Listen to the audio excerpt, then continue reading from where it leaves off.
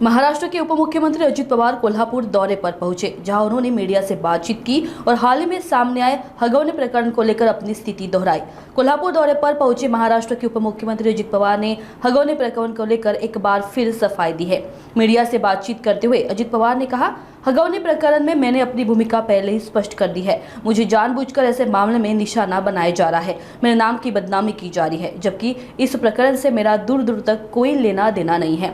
मैं पहले ही सार्वजनिक रूप से अपनी बात रख चुका हूं। मुझे बेवजह इस मामले में घसीटा जा रहा है। अजित पवार ने यह भी कहा कि वे किसी भी प्रकार की जांच से डरते नहीं हैं और यदि किसी के पास कोई तथ्य है तो वो सामने लाया जाए। मी कालच खरं तर मीडियाला माहिती नाही, दुर्दैवाने वेगवेगळ्या चॅनलचे काही अँकर कारण नसताना माझ्या नावाची बदनामी करून मला त्याच्यात टार्गेट करतात। माझा दुरान्वय पण संबंध नाही आणि ह्यामध्ये मी काल पण जाहीरपणे बोललो।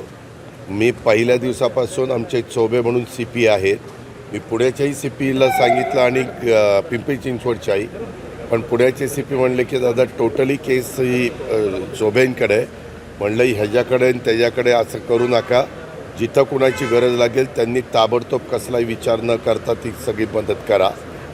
त्याच्यातले बहुतेक सगळे अटक होते, परंतु दोघं अटक नव्हते।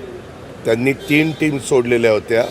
काल पुन्हा मी सकाळी चोबेला सांगितलं की अजून टीम वाढवा, पण ह्यांना अजिबात सोडता कामा नये, ताबडतोब अटक करून त्यांना जे काही आता नवीन आपण काही कायदे केलेले आहेत, जुने कायदे आहेत, ह्या सगळी कलमं लावून ह्यांचे जे कोणी ह्याच्यात दोषी असतील त्यांच्यावर कारवाई झाली पाहिजे।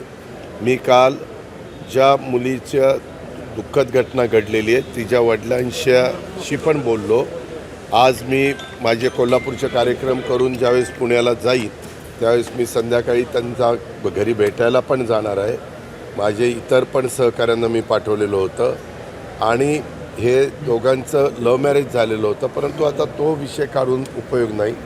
त्यांनी जरा जरी त्या मुलीनं कधी मला सांगितलं असतं किंवा दादा इथं मला असा असा त्रास होतो, तर ताबडतोब आपण पुढच्या ज्या काही ॲक्शन घ्यायच्या त्या घेतल्या असत्या।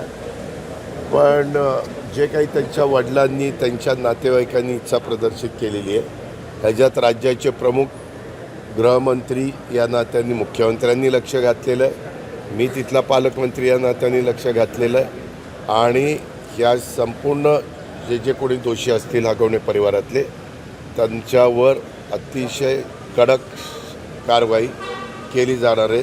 त्यांना कुठल्याही पद्धतीनं त्यामध्ये कुठली कमतरता ठेवली जाणार नाही अशा पद्धतीची काळजी पोलीस खातं घेतं आहे, आम्ही सगळेच घेतो आहे आणि मी पूर्णपणे कसपटे परिवाराच्या बरोबर त्याच्यामध्ये सगळ्या गोष्टी केलेल्या आहेत।